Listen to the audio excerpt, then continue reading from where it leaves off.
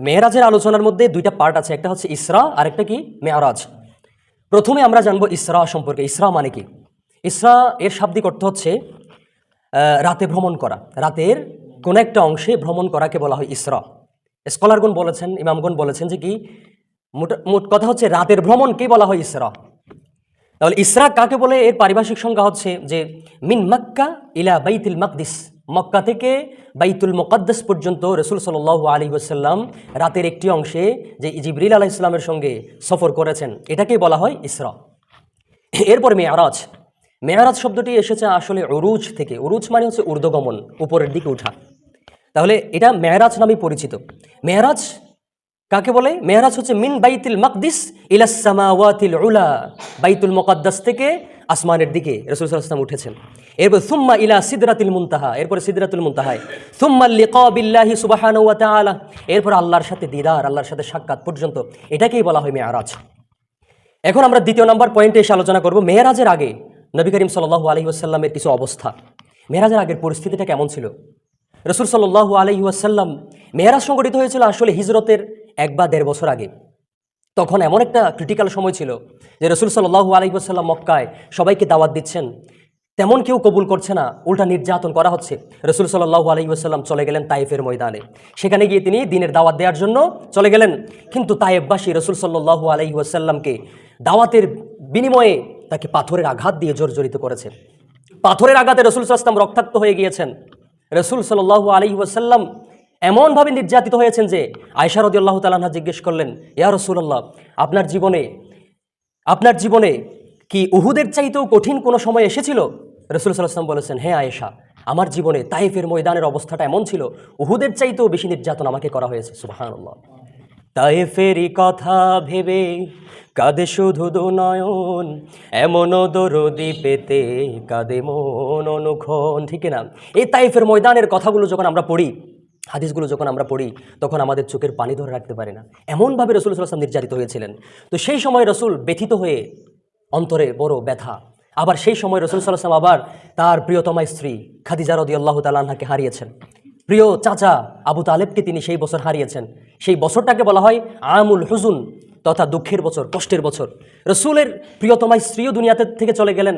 রসুলের প্রিয় চাচা, যিনি রসুল সাল্লাল্লাহু আলাইহি ওয়াসাল্লামকে সাপোর্ট করতেন, সহযোগিতা করতেন, রসুলের ভরসা ছিল রসুলের চাচা, দুজনেই দুনিয়া থেকে ইন্তেকাল করলেন। রসুল তায়েফ থেকে নির্যাতিত হয়েছেন, কেউ দাওয়াত কবুল করে নাই। রসুলের মন ব্যথায় ব্যথিত, রসুলের মন দুঃখে ভারাক্রান্ত। এমন সময়ে তিনি কষ্ট নিয়ে মক্কায় ফিরে আসলেন। আল্লাহ সুবহানাহু ওয়া তাআলা বলছেন, ইয়া রাসূলুল্লাহ, আপনি যখনই কোনো কষ্টে পড়েন, যখনই কোনো দুঃখে পড়েন, আমি আপনাকে সান্ত্বনা দিয়ে এসেছিলাম। ওয়ালা সাউফা ইউতিকা রাব্বুকা ফাতারদা, আল্লাহ কখনো রসুলকে অসন্তুষ্ট রাখেন নাই। আল্লাহ বলছেন, ইয়া রাসূলুল্লাহ, আপনাকে দুনিয়ার মানুষ গ্রহণ করে নাই, তারা আপনাকে কষ্ট দিয়েছে, কিন্তু আমি আল্লাহ আপনাকে সরাসরি আমার দরবারে দাওয়াত দিয়ে নিয়ে আসলাম। সুবহানাল্লাহ। রসুলকে ইনভাইট করা হলো মেরাজে আল্লাহর কাছে মেহমান হিসেবে যাওয়ার জন্য। সুবহানাল্লাহ। যে এই যে রসুল কষ্ট পেয়েছেন, রসুলের কষ্ট চলে গেল, রসুল সান্ত্বনা পেলেন যে আল্লাহর সাথে দিদার হবে। আল্লাহু আকবার। একজন পয়গাম্বর আছে যিনি আল্লাহর সাথে সরাসরি কথা বলেছেন, তিনি কে? মূসা আলাইহিস সালাম। মূসা আল্লাহর সাথে কথা বলেছেন সরাসরি, এজন্যই মূসা আলাইহিস সালামকে বলা হয় মূসা কালিমুল্লাহ, আল্লাহর সাথে তিনি কথা বলেছেন। আর আমার রাসূল মুহাম্মদ সাল্লাল্লাহু আলাইহি ওয়াসাল্লাম স্বয়ং আল্লাহর দরবারে গিয়ে আল্লাহর সাথে মোলাকাত করেছেন। আল্লাহু আকবার। এজন্য আমার নবী সর্বশ্রেষ্ঠ নবী, সর্বশেষ নবী, সেরা নবী। আলহামদুলিল্লাহ, আমরা এমন একজন নবী রাসূল পেয়েছি। এরপরে আমরা মেরাজের ঘটনার দিকে আসি। মেরাজের ঘটনা কিভাবে শুরু হলো, ইসরার ঘটনা কিভাবে শুরু হলো দেখেন। রাসূল সাল্লাল্লাহু আলাইহি ওয়াসাল্লাম উম্মে হানির ঘরে বিশ্রাম নিচ্ছিলেন, এমন সময়ে চলে আসলেন জিবরিল আলাইহিস সালাম। রাসূল সাল্লাল্লাহু আলাইহি ওয়াসাল্লাম হাদিসে বিস্তারিত মেরাজের ঘটনা বর্ণনা করেছেন। রাসূল বলেছেন, ফুরিজা আন সাকফি বাইতি, আমার সাকফ তথা আমার ঘরের ছাদ হঠাৎ করে খুলে গেল। জিবরিল আলাইহিস সালাম চলে আসলেন। জিবরিল রাসূল সাল্লাল্লাহু আলাইহি ওয়াসাল্লামকে নিয়ে মক্কার কাছে গিয়ে ফাফরাজা সদরি, রাসূল বলেন আমার বক্ষ ছিঁড়ে ফেলা হলো, আমার বক্ষ খুলে ফেলা হলো। এই যে আমরা বর্তমানে ওপেন হার্ট সার্জারি আছে না, ওপেন হার্ট সার্জারি করে মানুষের সিনা চিড়ে তারপরে সার্জারি করে, অপারেশন করে, সেটা রাসূল সাল্লাল্লাহু আলাইহি ওয়াসাল্লামের যুগ থেকেই শুরু হয়েছে। রাসূল সাল্লাল্লাহু আলাইহি ওয়াসাল্লামকে কি করা হয়েছিল? ওপেন হার্ট সার্জারি, বক্ষ ছিঁড়ে, এরপর রাসূল বলছেন সুম্মা গসালাহু বিমাই জামজাম, এরপরে জামজামের পানি দিয়ে রাসূল সাল্লাল্লাহু আলাইহি ওয়াসাল্লামের এই কলবটাকে পরিষ্কার করা হলো। সুবহানাল্লাহ। এরপরে আল্লাহ রসুলের এই ভিতরের সব কিছু বের করে দিয়ে, আসলে রসুল সাল্লাল্লাহু আলাইহি ওয়াসাল্লাম মানুষ ছিলেন না, রসুলও মানুষ ছিলেন, কিন্তু তিনি মহামানব ছিলেন। সুবহানাল্লাহ। এই রসুল সাল্লাল্লাহু আলাইহি ওয়াসাল্লামের অন্তরের ভিতরে শয়তানের যত সমস্ত ওয়াসওয়াসা হতে পারে সব কিছু বের করে দিয়েছেন। যত সমস্ত যে আল্লাহর সাথে দিদার করতে যাচ্ছেন, আল্লাহর সাথে সাক্ষাৎ করতে যত প্রস্তুতির প্রয়োজন, সব কিছু করতে হবে। এজন্য রসুলকে আল্লাহর সাথে সাক্ষাতের উপযুক্ত করার জন্য এই যে কলবকে ছিঁড়ে সেখানে আল্লাহ তাআলা কি ঢুকিয়ে দিয়েছেন? হিকমাতাও ওয়া ঈমানা, হিকমত এবং ঈমান দিয়ে ভরপুর করে দিয়েছেন তার কলবকে। আলহামদুলিল্লাহ। এরপরে কি করলেন? তারপরে রাসূল সাল্লাল্লাহু আলাইহি ওয়াসাল্লামকে বোরাকে তোলা হলো। বোরাক হচ্ছে গাধার চেয়ে বড়, খচ্চরের চাইতে ছোট একটা প্রাণী, সাদা রঙের একটা প্রাণী। যেই বোরাক এমনভাবে দৌড়ে যে আমাদের চোখের দৃষ্টি যতটুকু যায়, এক পলক মারলে যতটুকু দৃষ্টি যায়, চোখের দৃষ্টির চাইতেও দ্রুত বেগে বোরাক এক কদম মারলে ততটুকু চলে যায়। সুবহানাল্লাহ। এই বোরাকে রাসূল সাল্লাল্লাহু আলাইহি ওয়াসাল্লামকে তুলে জিবরিল আলাইহিস সালাম রওনা দিলেন কোথায়? বাইতুল মুকাদ্দাস, ফিলিস্তিনের দিকে। তো বাইতুল মুকাদ্দাসে গিয়ে রাসূল সাল্লাল্লাহু আলাইহি ওয়াসাল্লাম এবং জিবরিল নামলেন। এরপরে যেই বাহনটা ছিল ওই বাহনটাকে, বোরাককে এমন একটা জায়গায় বাঁধলেন যেই জায়গাতে আগের যত নবী রাসূলগণ সেখানে এসেছেন, তারা যেখানে বাহন বেঁধেছিলেন ঠিক সেই জায়গায় রাসূল সাল্লাল্লাহু আলাইহি ওয়াসাল্লাম তার বোরাকটাকে বাঁধলেন শক্ত করে। এরপরে রাসূল প্রবেশ করলেন মসজিদ আকসা, বাইতুল মুকাদ্দাসে প্রবেশ করলেন। দেখা যাচ্ছে সকল নবী রাসূল পয়গাম্বরগণ সবাই উপস্থিত, সবাই রসুলের জন্য অপেক্ষা করছে যে বিশ্বনবী, শ্রেষ্ঠ নবী, সর্বশেষ নবী মুহাম্মদ সাল্লাল্লাহু আলাইহি ওয়াসাল্লাম আসবেন এবং তার ইমামতিতে আমরা 2 রাকাত নামাজ পড়ব। সকল পয়গাম্বর উপস্থিত।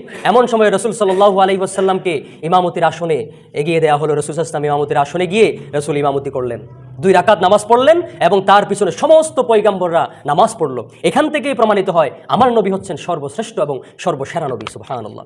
সাইয়্যিদুল মুরসালিন যাকে বলা হয়, সমস্ত লিডার অব দ্য অল মুরসালিন, সমস্ত নবী রাসূলগণের সরদার হচ্ছেন আমার নবী মুহাম্মদ রাসূলুল্লাহ সাল্লাল্লাহু আলাইহি ওয়াসাল্লাম। এরপরে রসুলকে জিবরিল আলাইহিস সালাম 2টা পাত্র দিলেন। একটা গ্লাসের মধ্যে ছিল দুধ আর একটা গ্লাসের মধ্যে ছিল শরাব তথা মদ। রসুল সাল্লাল্লাহু আলাইহি ওয়াসাল্লাম সেখান থেকে এই যে দুধের পাত্রটা, দুধের গ্লাসটা বেছে নিলেন। জিবরিল বলতেছেন, ইয়া রাসূলুল্লাহ, আপনি সঠিক পাত্রটাই বেছে নিলেন। আপনি যদি দুধের পাত্র না নিয়ে শরাবের পাত্র নিতেন আপনার উম্মতরা অবাধ্য হয়ে যেত। আজকে মদ খাচ্ছে, মদের বার আছে না, কক্সবাজার যান, যেখানে যাবেন যান, আপনি মদের বার আছে, ওপেনলি মদ খাচ্ছে। তাহলে এই মদ রাসূল সাল্লাল্লাহু আলাইহি ওয়াসাল্লাম পছন্দ করেন না, এটা ইসলামে নিষিদ্ধ করা হয়েছে, হারাম করা হয়েছে। কিন্তু বর্তমান মদকে মানুষ মনে করে বিলাসিতা। নাউজুবিল্লাহ। এই মদ খেলে অনেক অপকারিতা আছে। মানুষের বিবেক বুদ্ধি লোপ পেয়ে যায়। মানুষের আসল যেটা বিবেক, মন মানসিকতা, মেন্টালিটি, সেটা লোপ পেয়ে যায়। তো মদ খেলেও মানুষ মাতাল হয়ে আল্লাহ রাসূলকে ভুলে যায়, তারা দুনিয়ার মোহে মত্ত হয়ে পড়ে। এই জন্য আমাদেরকে খেতে হবে দুধ। দুধের মধ্যে উপকারিতা আছে। আবার আমাদের সমাজে কিছু মানুষ আছে কি জানেন, ঘরের মধ্যে গরুর দুধ আছে, গরুর দুধ বিক্রি করে ফার্মেসি থেকে ক্যালসিয়াম কিনতে যায়। আসল ভিটামিন কোথায় ছিল? গরুর দুধে ছিল। কিন্তু গরুর দুধ বিক্রি করে কি কিনে? ক্যালসিয়াম, আয়রন, ভিটামিন কিনে। ভিটামিন সব কিছু গরুর দুধে আছে, গরুর দুধ খাবেন। রসুল সাল্লাল্লাহু আলাইহি ওয়াসাল্লাম সেটা ওই যে ইসরা মেরাজের দিন সেটা পছন্দ করে রসুল বেশি বেশি দুধ খেতেন। আলহামদুলিল্লাহ। তিনি খেজুর খেতেন, তিনি কালো জিরা খেতেন, তিনি মেথি খেতেন। রসুলের অনেক কিছু সুন্নতি খাবার আছে, এগুলো নিয়ে বিস্তারিত আরেক জমায় আলোচনা করবেন ইনশাআল্লাহ। এরপরে রসুল সাল্লাল্লাহু আলাইহি ওয়াসাল্লাম নামাজ পড়ার পরে বাইতুল মুকাদ্দাস, ফিলিস্তিনের যে মসজিদ আকসা আছে সেখানে, এরপর রসুলকে উপরের দিকে তোলা হচ্ছে। হাদিসে এসেছে সুম্মা উরিজা বিনা ইলাস সামা, রাসূল বলছেন আমাকে নিয়ে জিবরিল আলাইহিস সালাম উপরের দিকে ওঠা শুরু করলেন।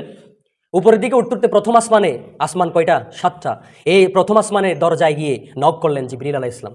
দরজা যখন নক করলেন, ওখানে প্রত্যেকটি আসমানের দরজায় এক একটা প্রহরী গার্ড আছে, দারোয়ান আছে। ওই ফেরেশতা বলতেছে মান আনতা, আপনি কে? দরজায় নক করতেছেন, আপনি কে? তখন জিবরিল বলছেন আমি জিবরিল। তখন এই যে প্রথম আসমানের দারোয়ান আছে তিনি বলতেছেন আপনার সাথে কে আছে? ওয়ামাম মাআকা, আপনার সাথে কে আছে? Who is with you?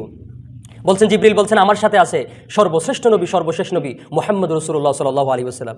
তখনও খুলতেছে না। আবার জিজ্ঞেস করতেছে, দারোয়ান জিজ্ঞেস করতেছে যে আপনাকে কি তাকে আনার জন্য অনুমতি দেওয়া হয়েছে? জিবরিল বলতেছেন হ্যাঁ, আমাকে অনুমতি দেওয়া হয়েছে তাকে আনার জন্য।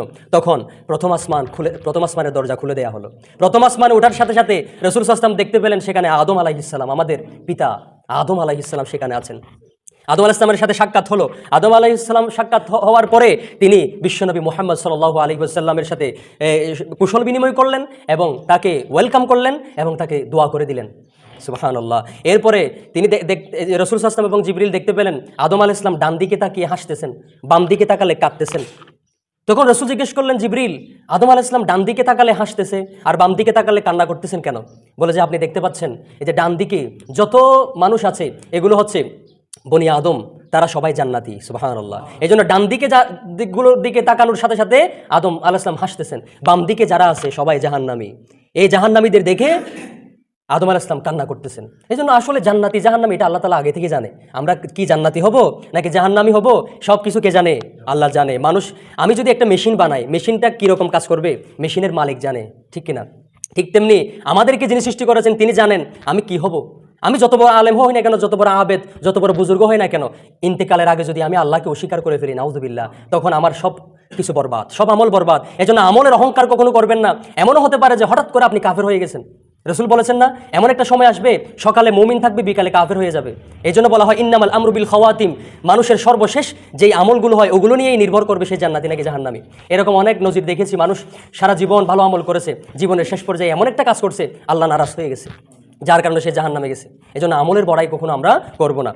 এরপরে রাসূল সাল্লাল্লাহু আলাইহি ওয়াসাল্লাম দ্বিতীয় আসমানে চলে গেলেন। দ্বিতীয় আসমানে উঠা হচ্ছে, রাসূল সাল্লাল্লাহু আলাইহি ওয়াসাল্লামকে উঠানো হচ্ছে। তিনি দ্বিতীয় আসমানে দেখতে পেলেন ঈসা আলাইহিস সালামকে, ঈসা ইবনু মারইয়াম, এরপর ইয়াহইয়া ইবনু জাকারিয়া।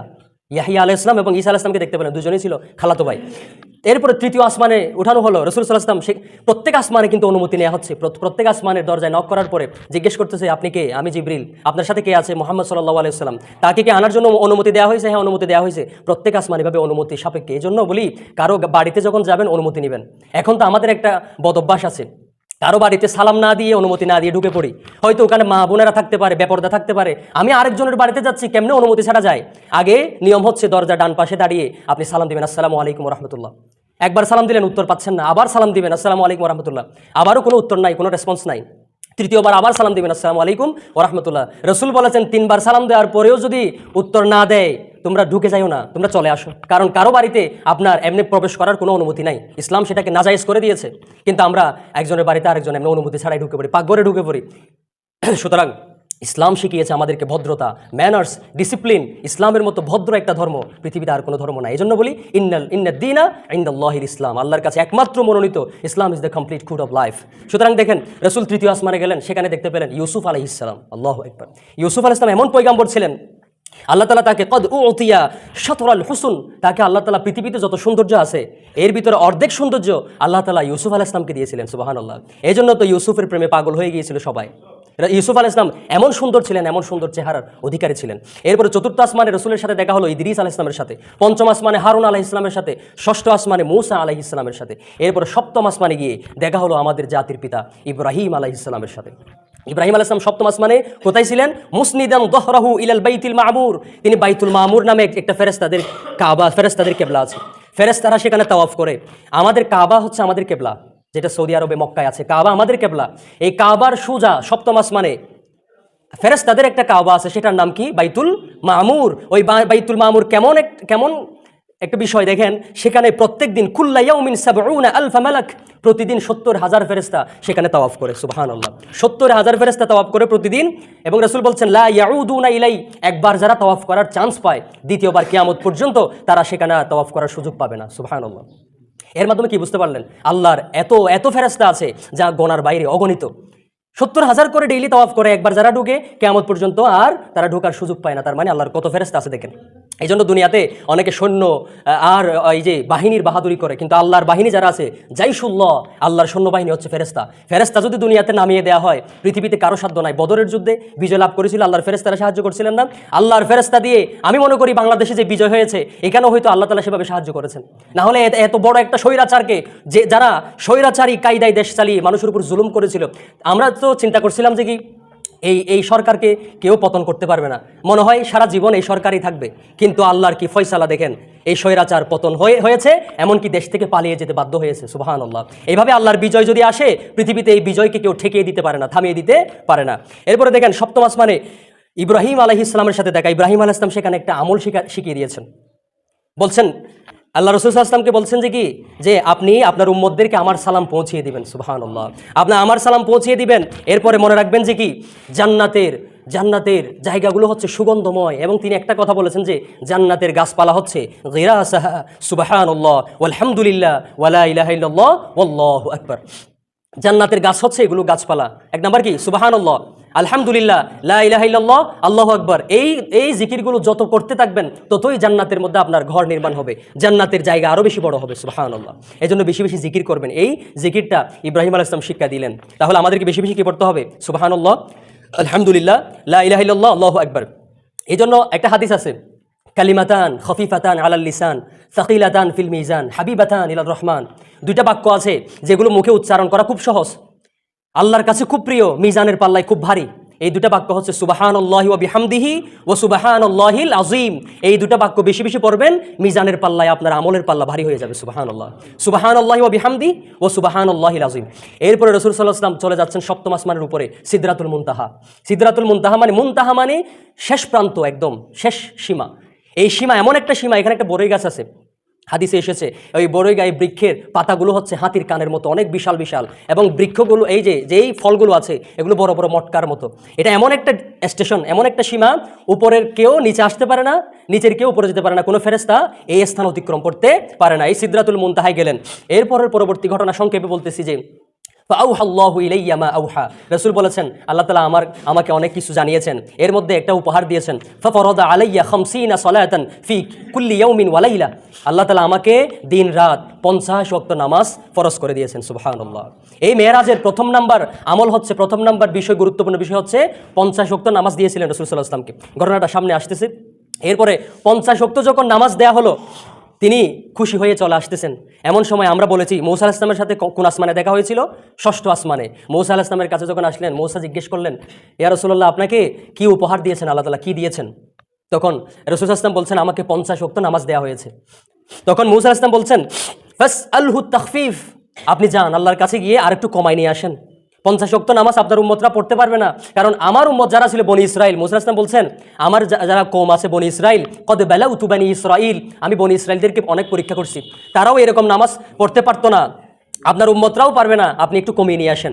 তখন রাসূল সাল্লাল্লাহু আলাইহি ওয়াসাল্লাম আল্লাহর কাছে গিয়ে আবেদন করলেন, আল্লাহ আমাকে একটু কমিয়ে দেন নামাজ। তখন 5 ওয়াক্ত কমিয়ে দেওয়া হলো। রাসূল চলে আসতেছিলেন, আবার মূসা আলাইহিস সালামের সাথে দেখা। মূসা আলাইহিস সালাম বলছেন এখন কয় ওয়াক্ত? বলে যে এখন 45 ওয়াক্ত। মূসা বলছেন আবার যান, আপনার উম্মতরা এগুলো পারবে না। আবার গেলেন, আবার গিয়ে আল্লাহর কাছে আবেদন করলেন, আল্লাহ তাআলা আরও 5 ওয়াক্ত কমিয়ে আনলেন।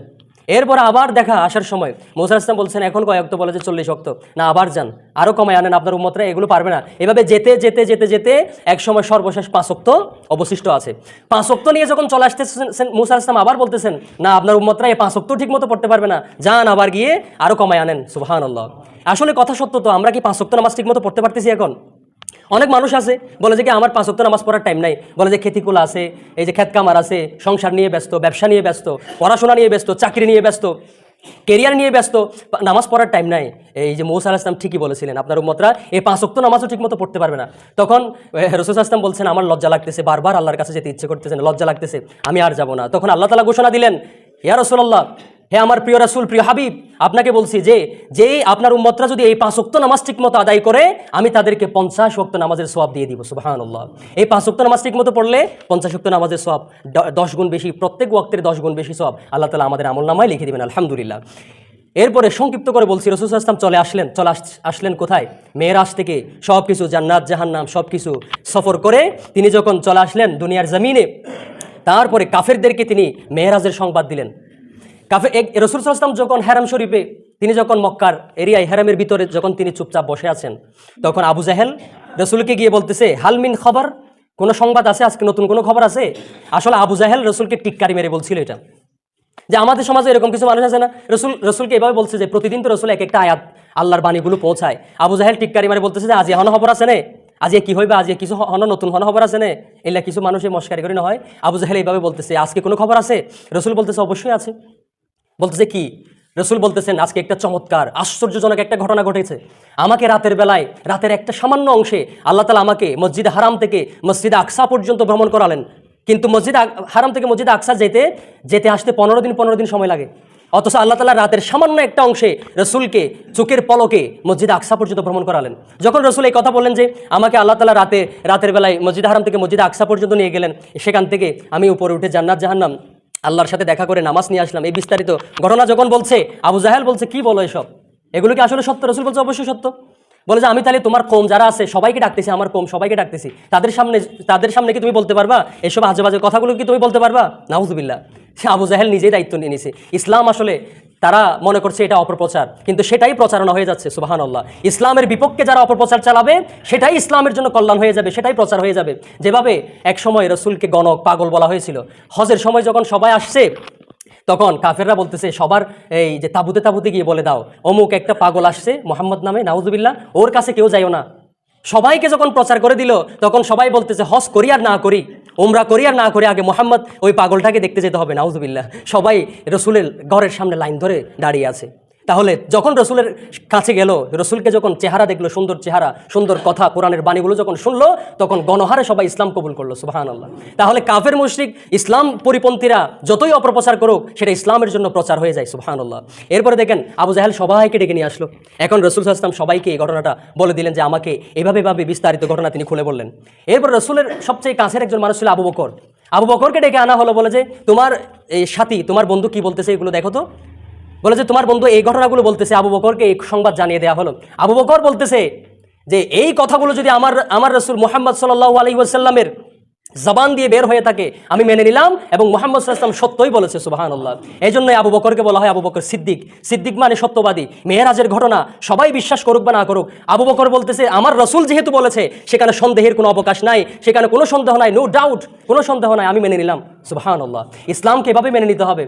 ইসলাম কোনো একটা কথা বললে কোরআনের কথা, হাদিসের কথা চোখ বন্ধ করে বিশ্বাস করে নিতে হবে। এটাই হচ্ছে প্রকৃত ইমানদারের পরিচয়। তো আবু বকর মেনে নিলেন। এরপরে এবার কাফেররা বলতেছে কি জানেন, বলে যে তুমি যদি বাইতুল মুকাদ্দাস ভ্রমণ করে থাকো তাহলে আমাদেরকে বলো তো দেখি বাইতুল মুকাদ্দাসে কি কি আছে, পথে যাওয়ার সময় কি কি আছে। এরকম আমরাও জিজ্ঞেস করবো না যে তুমি যে গর্জনিয়া বাজার গেছো, দেখি তুমি বলো তো বাজার রাস্তার আশেপাশে কি কি দেখছিলা, বাজারে কি আছে, কয়টা দোকান আছে, কার দোকান কোন দিকে, এরকম জিজ্ঞেস করবো না? ঠিক তেমনি কাফেরাও জিজ্ঞেস করতে, দেখি বলো তো তুমি যদি ভ্রমণ করে থাকো প্রমাণ দাও, কি কি দেখছো, এই বিস্তারিত জিজ্ঞেস করতেছে আটকানোর জন্য রসুলকে। তারপরে আল্লাহ তাআলা কি করলেন, আল্লাহ তাআলা রসুলের চেহারার সামনে বাইতুল মুকাদ্দাসকে তুলে ধরলেন, সুবহানাল্লাহ। রসুল চোখের সামনে বাইতুল মুকাদ্দাসকে দেখে দেখে বিস্তারিত বর্ণনা করে দিলেন, আল্লাহু আকবার। এটাই হচ্ছে রসুলের মুজিজা, এটাই হচ্ছে রসুলের মুজিজা। কাফেররা সবাই বিশ্বাস করে নিল, কারণ রসুল সত্য বলেছে, সব কিছু ঠিকঠাক বলেছে। এরপর রসুল জান্নাত জাহান্নাম দেখলেন। জান্নাত জাহান্নাম দেখে রসুল দেখলেন দাজ্জালকে দেখলেন, জাহান্নামের দারোগাকে দেখলেন। জাহান্নামের দারোগার নাম কি বলেন তো সবাই? মালিক। জাহান্নামের দারোয়ানের নাম কি? মালিক। এই জাহান্নামের দারোয়ান দাজ্জালকে দেখলেন। এরপরে গীবতকারীদেরকে দেখলেন রসুল মেরাজে। গীবত, যারা একের কথা অন্যকে লাগায়, সামনে আসলে বলে যে আমি আপনাকে অনেক ভালোবাসি, I love you so much, কিন্তু পিছনে গিয়ে বাস দেয়। এরকম মানুষ আছে না? সামনে অনেক প্রশংসা করবে আপনার, তুমি অনেক ভালো, তোমাকে আমি অনেক পছন্দ করি, মহাব্বত করি, ভালোবাসি, কিন্তু যখন তার অগুচরে দোকানপাটে বসবে তখন বলবে যে তার চাইতে খারাপ এই সমাজের মধ্যে আর কেউ নাই। এরকম বলে না? এই গীবতকারীদের পরিণতি কি দেখেন। মেরাজের মধ্যে রসুল সাল্লাল্লাহু আলাইহি ওয়াসাল্লাম গীবত দেখলেন। রসুল সাল্লাল্লাহু আলাইহি ওয়াসাল্লাম জিবরিলের সাথে হাঁটতেছেন, দেখলেন কিছু মানুষ নখগুলো বড় বড়, তামার নখ, এই তামার নখ দিয়ে তাদের মুখের গুস্ত নিজেরাই ছিঁড়ে ছিঁড়ে ফেলে দিচ্ছে। তারপরে তাদের বক্ষ, তাদের সিনার গুস্ত টেনে ছিঁড়ে ছিঁড়ে ফেলে দিচ্ছে। তখন রসুল সাল্লাল্লাহু আলাইহি ওয়াসাল্লাম জিজ্ঞেস করলেন, হে জিবরিল, এরা কারা? তখন রসুল সাল্লাল্লাহু আলাইহি ওয়াসাল্লামকে জবাব দেওয়া হলো যে এরা আপনার সেই সব উম্মত যারা একের কথা অন্যকে লাগায়, যারা গীবত করে। এরা হচ্ছে আপনার সেই সকল উম্মত যারা দুনিয়াতে মানুষের গুস্ত খেত। মানুষের গুস্ত খাওয়া মানে কি? এই যে আল্লাহ তাআলা কোরআনে বলেছেন না, তোমরা অপর ভাইয়ের গুস্ত খেও না। গুস্ত খাওয়া মানে আরেকজনের গীবত করা, মরা ভাইয়ের গুস্ত। যে একজন ভাই মারা গেছে, আপনি কি কখনো তার গুস্ত খাবেন? কখনো খাবেন না। আল্লাহ বলছেন যে মরা ভাইয়ের গুস্ত খাওয়া যেমন অপরাধ, ঠিক তেমনি গীবত করাও ঠিক সেরকম। তো তারা যেহেতু দুনিয়াতে মরা ভাইয়ের গুস্ত খেত, আজকেও তারা এই তামার নখ দিয়ে নিজেদের গুস্ত নিজেরা টেনে টেনে ছিঁড়ে ফেলতেছে। সুবহানাল্লাহ, কেমন শাস্তি! আল্লাহ তাআলা আমাদের সবাইকে এরকম ভয়াবহ এই শাস্তি প্রদানকারী এই গীবত থেকে আল্লাহ তাআলা আমাদেরকে হেফাজত করুন, আমিন। এবার রাসূল দেখলেন কিছু আমলহীন বক্তা। আমাদের কথা, আমরা আসলে বক্তা, আমরা ওয়াজ করি, ফতোয়া দিই, বা এত বড় বড় আন্তর্জাতিক খ্যাতিসম্পন্ন মুফাসসিরে কোরআন, আমাদেরকে লকব দেয়া হয় মুফতি, মুহাদ্দিস, ফকিহ। দেখেন আমাদেরও অনেক বড় চিন্তা, অনেক বড় দায়িত্ব। এটা কীরকম? আমি যদি ওয়াজ করে যদি আমি নিজে আমল না করি কি হবে? দেখেন আল্লাহ রসুল যাচ্ছেন, দেখতেছেন কিছু মানুষদেরকে তাদের ঠোঁট আগুনের কাছে দিয়ে কেটে ফেলা হচ্ছে। আগুনের কাছে দিয়ে কাটা হচ্ছে। রসুল জিজ্ঞেস করলেন এরা কারা? জিবরিল বলতেছেন এরা আপনার সেই সকল উম্মতের মধ্যে সেই সকল বক্তা, আন্তর্জাতিক খ্যাতিসম্পন্ন মুফাসসিরে কোরআন, মুফতি, মুহাদ্দিস, ফকিহ, ওয়াইজ, খতিব, ইমাম, যারা এমন এমন ওয়াজ করতো তারা নিজেরা আমল করতো না। এদেরকে আজকে আগুনের কাছে দিয়ে জিব্বা এই ঠোঁট কাটা হচ্ছে। সুবহানাল্লাহ, কেমন ভয়াবহ শাস্তি দেওয়া হচ্ছে যারা নিজেরা আমল না করে অন্যজনকে ওয়াজ করে। এজন্য সবসময় এই হাদিসগুলো আলেম সমাজ যারা আছে তাদেরকে বেশি বেশি পড়তে হবে, প্রতিদিন এই হাদিসগুলো চর্চা করতে হবে, কারণ আমাদেরও ভয়াবহ শাস্তি আছে। জাহান্নাম উদ্বোধন করা হবে আলেম দিয়ে। জানেন আপনারা 3 শ্রেণীর মানুষ দিয়ে জাহান্নাম উদ্বোধন করা হবে। একজন হচ্ছেন আলেম, যারা ওয়াজ করছে মানুষদেরকে দেখানোর জন্য, মানুষ আমাকে মুফতি বলবে, বড় ওয়াইজ বলবে, এই চিন্তা, লৌকিকতা মানুষকে দেখানোর জন্য ওয়াজ করছে। তাদেরকে দিয়ে আল্লাহ তাআলা জাহান্নাম উদ্বোধন করবেন। আর শহীদের তো কোনো হিসাব নাই, বিনা হিসাবে জান্নাত। কিন্তু কিছু কিছু শহীদ আছে যারা মানুষদেরকে দেখানোর জন্য যুদ্ধ করছে। এই যে যুদ্ধ হয়েছে না আমাদের বাংলাদেশে, এই যে গণ অভ্যুত্থান হয়েছে না 2024 সালে, সেখানে যারা খাঁটি নিয়তে আল্লাহকে খুশি করার জন্য, দেশ থেকে অন্যায় জুলুম দূর করার জন্য যারা যুদ্ধ করেছে, শহীদ হয়েছে, তারা অবশ্যই জান্নাতে যাবে। কিন্তু যারা মানুষদেরকে দেখানোর জন্য করে, যেমন আমাদের উসমান হাদি দুনিয়া থেকে চলে গেলেন, বাংলাদেশের লক্ষ কোটি মানুষ তাকে স্মরণ করতেছে, তার জন্য দোয়া করতেছে। আমি মাঝে মধ্যে চিন্তা করি, উসমান হাদি যদি খালেস নিয়তে এগুলো করে থাকে, সে যদি এই যে সংগ্রাম, আন্দোলন, বক্তব্য, এই যে কষ্ট সাধনা সে করেছে, সেগুলো যদি সে ইখলাসের সাথে আল্লাহকে খুশি করার জন্য এবং দেশ থেকে অন্যায় অবিচারকে দূর করার জন্য করে থাকে, সে অবশ্যই শহীদের মর্যাদা পাবে। এই জন্য বলি, আপনি আন্দোলন করেন, মারা যান, শহীদ হন, কিন্তু নিয়তটাকে পরিষ্কার রাখতে হবে। ইন্নামাল আমালু বিন্নিয়াত। এরপর আরেকটা দেখেন, যারা দান করছে মসজিদে 1 লক্ষ টাকা, মারহাবা বলে না মাহফিলে, সবাই বিভিন্ন জায়গায় দান করে। দেখবেন যারা বড় বড় টাকা দান করে, এর ভিতরে অধিকাংশ আছে সুদখোর, অধিকাংশ আছে মানুষের উপরে জুলুম করে খায়, এরকম মানুষ আছে না? কিন্তু দেখবেন একটা গরিব মানুষ যদি 5 টাকাও দান করে, একটা সুদখোর বা একটা অবৈধভাবে টাকা ইনকাম করছে এরকম মানুষ যদি 1 লক্ষ টাকাও দান করে, ওই গরিবের 5 টাকার দাম সমান হবে? কখনো হবে না। এই জন্য হালাল টাকা যদি 1 টাকাও দান করেন, সেটা আল্লাহর কাছে কবুল হবে। হারাম টাকা যদি মসজিদে নয়, আপনি যদি কাবা শরীফেও দান করেন, সেটা আল্লাহর দরবারে কবুল হবে না। এই জন্য বলি, এই যে আমলহীন বক্তা আমরা যারা আলোচনা করি, আমাদেরকে সবসময় হাদিসগুলো পড়তে হবে। এরপরে সুদখোরের অবস্থা কি দেখেন, রসুল যাচ্ছেন, জিবরিলের সাথে রসুল হাঁটতেছেন, সব কিছু দেখতেছেন, জাহান্নামের শাস্তি। কিছু কিছু মানুষকে দেখা যাচ্ছে তাদের পেট ঘরের মতো এত বড়, বিশাল পেট, ওই পেটের মধ্যে সবগুলো সাপ, ওই সাপগুলো তাকে ঠুকরে ঠুকরে কাটছে, শাস্তি দিচ্ছে। তো এই রসুল জিজ্ঞেস করেন, এরা কারা? জিবরিল বলতেছেন, এরা আপনার সুদখোর উম্মত, যারা দুনিয়াতে গরিবের হককে, গরিবের টাকাকে পেট মোটা করেছিল এবং দোকানে বসে বসে গরিবের নামে সমালোচনা করছিল। এরা হচ্ছে আপনার সেই সকল সুদখোর উম্মত। নাউযুবিল্লাহ। বর্তমানে সুদখোরদের পেটও বড়, সুদখোরদের গাঁড়ও বড়, সুদখোরদের গলাও বড়, সুদখোরদের ক্ষমতাও বেশি, কারণ তারা গরিবের সম্পত্তি চুষে খেয়ে তারা গরিবের উপরে অত্যাচার করে, জুলুম করে তারা বড় লোক হয়েছে। আমাদের সমাজে কিছু আছে, আপনাদের সমাজে হয়তো নাই। আমাদের সমাজে কিছু আছে, জানেন কিরকম? যে চতুর্দিক থেকে লিস্ট করবে, তাদের একটা লিস্ট আছে, আজকে কার থেকে টাকা তুলবো, লাখে 1.5 লাখ, লাখে 1,20,000, এরকম তাদের লিস্ট আছে। লিস্ট ধরে ধরে ওপেনলি টাকা তুলতেছে। এরপরে দোকানে বসে বসে এই অমুক এই টাকা দিচ্ছে না কেন, এই টাকা দিচ্ছে না কেন, মানে তার জন্য একটা ব্যবসা হয়ে গেছে এটা। আল্লাহ কোরআনে স্পষ্ট বলে দিয়েছেন, আহাল্লাহুল বাইআ ওয়া হাররামার রিবা, আল্লাহ ব্যবসাকে হালাল করেছেন, সুদকে হারাম করেছেন। এখানে ফুল স্টপ। এই হারাম বিষয়টাকে পেঁচিয়ে গুছিয়ে আপনি যদি হালাল প্রমাণিত করতে চান, কোনো সুযোগ নাই, নো চান্স। এই জন্য এই যে সুদখোরদের অবস্থা এরকম হবে, পেটে সাপ থাকবে, শাস্তি দিতে থাকবে। এরপর হাউজে কাউসার দেখেছেন তিনি, একটা ঝর্ণা দেখলেন, ঝর্ণাটা দুদিকেই মুক্তার গম্বুজ দিয়ে বেষ্টিত, মেশকা আম্বরের খুশবু উঠতেছে। এই ঝর্ণার পাশে গিয়ে রসুল জিজ্ঞেস করলেন, এটা কি? জিবরিল বলতেছেন, এটা আপনার উম্মতের জন্য স্পেশাল একটা রহমত। ইন্না আতাইনা কাল কাউসার, হে রাসূল আমি আপনাকে কাউসার দান করেছি। সুবহানাল্লাহ। এই হাউজে কাউসার থেকে আপনারা সবাই পানি পান করতে চান? সবাই আল্লাহ যে সেদিন রসুলকে পাওয়ার দিবেন, রসুলকে হাউজে কাউসারের মালিক বানিয়ে দিবেন। রসুল সাল্লাল্লাহু আলাইহি ওয়াসাল্লাম উম্মতদেরকে হাউজে কাউসার থেকে পানি পান করাবেন। যারা একবার পান করতে পারবে তারা আর তৃষ্ণার্ত হবে না। সুবহানাল্লাহ। কিন্তু কিছু কিছু মানুষদেরকে হাউজে কাউসারের পাশ থেকে দূর দূর করে তাড়িয়ে দেওয়া হবে। কাদেরকে তাড়িয়ে দেওয়া হবে? যারা দিনের মধ্যে বিদআত সৃষ্টি করেছিল, নতুন নতুন বিদআত সৃষ্টি করছে, রসুল যা বলে নাই সেগুলো। কিছু কিছু হুজুরও আছে এরকম, আমি চিন্তা করি আজগবি কিছু কথা বলে হুজুররা, কিছু ঘটনা বলে মানুষদেরকে কাঁদায়, চোখের পানি চলে আসে, কিন্তু কোরআন হাদিসে কোথাও সেই ঘটনাগুলো নাই। এরকম নতুন নতুন বিদআত যারা সৃষ্টি করবে তারা হাউজে কাউসারের পানি থেকে বঞ্চিত হবে। এরপরে রসুল দেখলেন 4টা নদী, 2টা জান্নাতের ভিতরে আর 2টা বাইরে, একটা হচ্ছে নীল নদ আর একটা হচ্ছে ফুরাত নদ। আর রসুলকে 3টা হাদিয়া দিয়েছেন আল্লাহ তাআলা। কয়টা? 3টা। মেরাজে রসুল সাল্লাল্লাহু আলাইহি ওয়াসাল্লামকে 3টা হাদিয়া দেওয়া হয়েছে। 1 নম্বর হাদিয়া হচ্ছে 5 ওয়াক্ত সালাত, নামাজ। 2য় নম্বর হাদিয়া হচ্ছে সূরা বাকারার শেষ 2 আয়াত, আমানার রাসূলু বিমা উনজিলা ইলাইহি থেকে এই যে লাস্টের আয়াত পর্যন্ত। সূরা বাকারার শেষ 2 আয়াতের ফজিলত কি জানেন? যারা সন্ধ্যায়, রাতের বেলায় সূরা বাকারার শেষ 2টি আয়াত পাঠ করে ঘুমাবে, সারা রাত তাকে কোনো বিপদ আপদ তাকে স্পর্শ করতে পারবে না। সুবহানাল্লাহ। কিন্তু আমরা আজকাল তাবিজের উপর বিশ্বাস করি, বলে যে তাবিজ আমাকে বাঁচাবে, তাবিজ আমাকে বাচ্চা দিবে। নাউযুবিল্লাহ। আমরা সিকিউরিটি গার্ড রাখি, বাড়ির সামনে দারোয়ান রাখি, যাতে কোনো কিছু আক্রমণ করতে না পারে। আমরা সিকিউরিটি গার্ডের উপর বিশ্বাস করতে পারি, আমরা তাবিজের উপর ঈমান আনতে পারি, কিন্তু আল্লাহর এই রসুলের এই হাদিসের উপরে কেন আমল করি না? রসুল বলছেন, যারা সূরা বাকারার শেষ 2 আয়াত আন্তরিকভাবে পড়বে, সারা রাত তার কোনো গার্ড লাগবে না, সিকিউরিটি গার্ড লাগবে না। আর রসুল আরও বলেছেন, যে ব্যক্তি রাতের বেলায় আয়াতুল কুরসি, আল্লাহু লা ইলাহা ইল্লা হুয়াল হাইয়ুল কাইয়ুম, এটা পড়ে যে ব্যক্তি ঘুমাবে, আল্লাহর একটা স্পেশাল ফেরেশতা তার মাথার কাছে এসে সারা রাত পাহারা দিবে। সুবহানাল্লাহ। তো এই হাদিসগুলো হুজুররা বলে না, ওই যে ধান্দাবাজ, তাবিজ একটা দিলে হতে রাতে ঘুমাতে নড়াইব, ফুয়াই ডরার, মাইনসে ডরার, এত তাবিজ মারি দিব। তো এই যে হুজুরদেরকে এই ওয়াজগুলো বেশি করতে হবে, তাবিজের চাইতো আমার আল্লাহর কোরআনের উপরে বিশ্বাস বেশি রাখতে হবে। কারণ রসুলকে জাদু করা হয়েছে, আপনারা জানেন রসুলকে জাদু করা হয়েছিল। রসুল সূরা ফালাক, কুল আউযু বিরাব্বিল ফালাক এবং কুল আউযু বিরাব্বিন নাস, এই দুটা আয়াত 11টা আয়াত আছে এই দুইটা সূরাতে। এই 11টা আয়াত পরে ফু দিয়েছেন, আল্লাহ রসুলের 11টি তাবিজের এই যে গিরাগুলো, জাদুর গিরাগুলো খুলে গিয়েছে। সুবহানাল্লাহ। এই ওয়াজগুলো বেশি বেশি করতে হবে ইনশাআল্লাহ। তারপরে সর্বশেষ কথা, মেরাজ থেকে আমাদের শিক্ষা কি? 1 নাম্বার, বেশি বেশি আল্লাহর জিকির করতে হবে। ওই যে ইব্রাহিম আলাইহিস সালাম রসুলকে জিকির শিক্ষা দিয়েছিলেন মেরাজে, সপ্তম আসমানে। কিরকম? সুবহানাল্লাহ, আলহামদুলিল্লাহ, লা ইলাহা ইল্লাল্লাহ, আল্লাহু আকবার। আর সূরা বনী ইসরাঈলের প্রথম আয়াত, ইসরার যে মেরাজের আয়াতটা আছে সেটা শুরু হয়েছে কিভাবে দেখেন, সুবহানাল্লাযী আসরা বিআবদিহি লাইলাম মিনাল মাসজিদিল হারাম ইলাল মাসজিদিল আকসাল্লাযী বারাকনা হাওলাহু লিনুরিয়াহু মিন আয়াতিনা। আল্লাহ বলছেন এই সুবহানাল্লাহ দিয়ে শুরু করছে আয়াতটা, তার মানে বেশি বেশি আল্লাহর জিকির করতে হবে। 2 নাম্বার হচ্ছে আবদিয়াত, আল্লাহ রসুল আল্লাহর বান্দা না?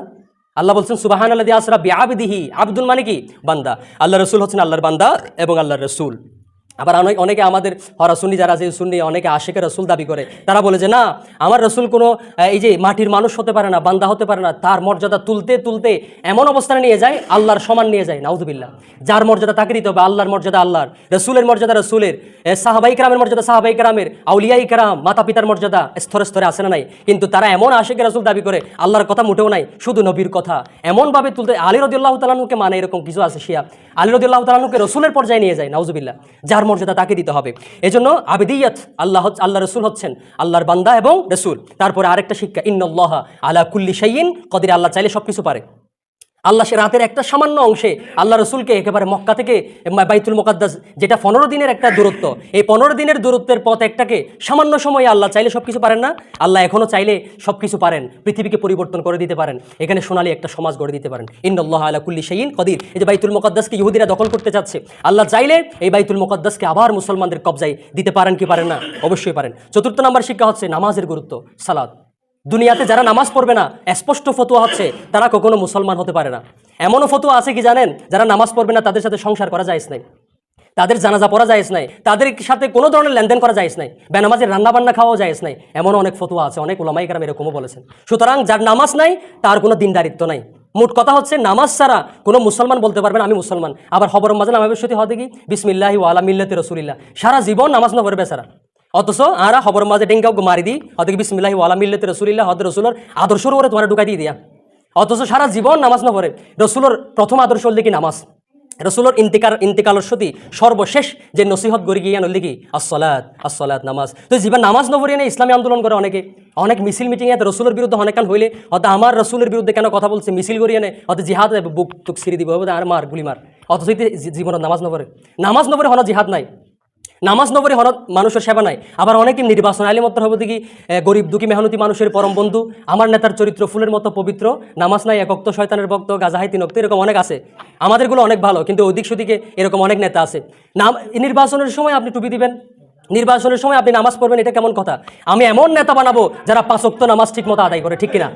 যারা 5 ওয়াক্ত নামাজ ঠিকমতো জামাত সহ আদায় করবে না, এরা কখনো আমার নেতা হতে পারে না। 5 ওয়াক্ত নামাজই বানাইতে হবে। তারপরে আমরা যে নামাজ কায়েম বলি না, নামাজ কায়েম মানে শুধু ডাকিডুকি মসজিদে আনন্দ নয়। নামাজ কায়েম মানে কি জানেন? সমাজের মধ্যে নামাজ কায়েম করা। যেমন ধরেন আমাদের সমাজে পোশাক কায়েম আছে, সবাই আমরা পোশাক পরে আসছি না, এখানে কাপড় চোপড় পরে আসছি, লুঙ্গি পরে আসছি। ধরেন একটা উলঙ্গ মানুষ চলে আসছে, তাকে আপনি কি ইমামতি করতে দিবেন কখনো? উলঙ্গ মানুষ, তাকে আপনি তো মেরে বের করে দিবেন, তাকে ইমামতি দিবেন কখনো? ইমাম মানে নেতা, লিডার। তো পোশাক কায়েম আছে বলেই আপনি একজন উলঙ্গ মানুষকে যেমন নেতার আসনে বসাবেন না, নামাজ যদি সমাজে কায়েম থাকতো একজন বেনামাজিকে কখনো আপনি নেতার আসনে দিতেন? আপনি মেম্বার বানাতেন, চেয়ারম্যান বানাতেন, এমপি বানাতেন?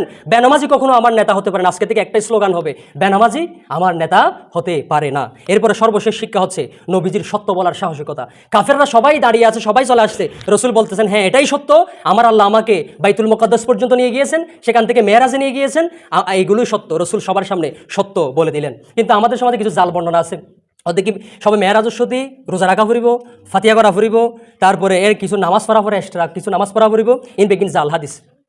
আবার অনেকে বলে যে 27 তারিখ, যেমন আজকে সবে মেরাজ হয়েছে, এরকম একটা বর্ণনা আছে না? কিন্তু আমরা পড়াশোনা করে এগুলো বলতেছি, কিন্তু সমাজের মানুষরা বলে যে কি সারা জীবন ফুনিয়া দিকে 27 তারিখ সবে মেরাজ, এদিন আরা ফাতিয়া গুজি, আজ নতুন ফন্না পর্যন্ত কিন্তু হত্য ফন্না করে এসো। কিন্তু পৃথিবীর সমস্ত বড় বড় স্কলাররা, বড় বড় মুফতি মুহাক্কিক সবাই একমত যে মেরাজ যে 27 তারিখ হয়েছে এটা কোনো নির্ধারিত নয়। আমরা সিরাতের গ্রন্থ পড়েছি, আর রহিকুল মাখতুম, সিরাত ইবনে হিশাম, বড় বড় সিরাতের গ্রন্থগুলোতে আছে মেরাজের নির্ধারিত কোনো ডেট ফিক্সড রসুল বলে যান নাই। কিন্তু এটা সত্য যে মেরাজ অনেকটাই সত্য যে রজব মাসে হয়েছে এরকম একটা বর্ণনা আছে, কিন্তু কোন তারিখে হয়েছে, কোন মাসে হয়েছে, এরকম কোনো হাদিস পৃথিবীতে কেউ দেখাইতে পারবে না। তারপর আরেকটা কথা যে তবে একটা দোয়া আছে, আল্লাহুম্মা বারিক লানা ফি রজব ওয়া শাবান ওয়া বাল্লিগনা রমাদান। এই হাদিসটা যদিও দইফ, দুর্বল হাদিস, তবুও এই দোয়াটা পড়াটা জায়েজ আছে, জাল হাদিস নয় এটা। এটা যদিও দুর্বল তবে পড়া যাবে। রজব মাস যখন আসতো রাসূল সাল্লাল্লাহু আলাইহি ওয়াসাল্লাম পড়তেন কিরকম, আল্লাহুম্মা বারিক লানা ফি রজব ওয়া শাবান ওয়া বাল্লিগনা রমাদান।